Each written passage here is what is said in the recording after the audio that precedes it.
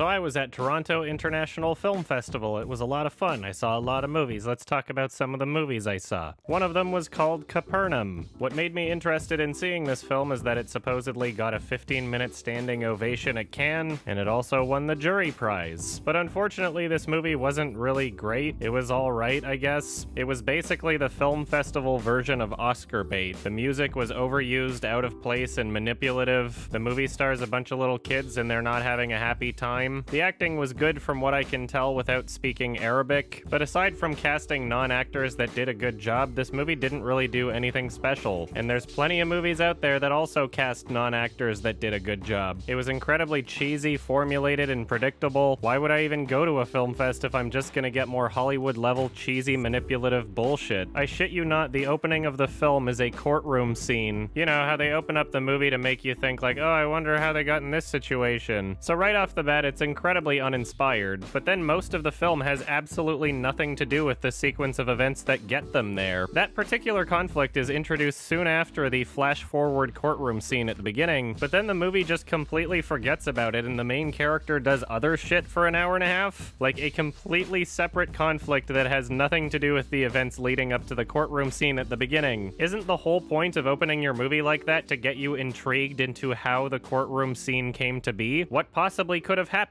for this 6-year-old boy to be standing in front of a judge? Why put that at the beginning of your film if the majority of the movie has nothing to do with it? He literally goes off on a completely different adventure and then 20 minutes before the movie ends, it's like, oh yeah, that conflict, maybe we should include this in the film. It was overall very unsatisfying and the whole experience was kind of like a non-movie. I could have just not watched it and got the same experience. Something you have to remember about film festivals is that a lot of the times the actors and director are there watching the movie with you. So when you see something like a 15-minute standing ovation, that doesn't necessarily mean that it's for the film itself. Perhaps the audience just really wanted to make that little boy very happy for that day, which is fine, I guess, but I personally don't feel as though the movie itself deserved anything like that. It was a cliched, boring, manipulative piece of festival-style Oscar bait that consistently tries to force emotions on you that it does not earn, and I'm giving this one a 5 out of 10. Another movie I saw at the festival was Fahrenheit 11/9 by Michael Moore. Now, whether or not you agree with Michael Moore's politics, he is very talented at constructing documentaries as an art form. The editing and narration of his films is often consumable and very well put together. I really love Bowling for Columbine despite some criticisms that have been brought to my attention. I haven't seen Fahrenheit 9/11 in a long time, and I remember really enjoying Sicko, but since then it seems as though Michael Moore has in some ways become an unintentional parody of himself.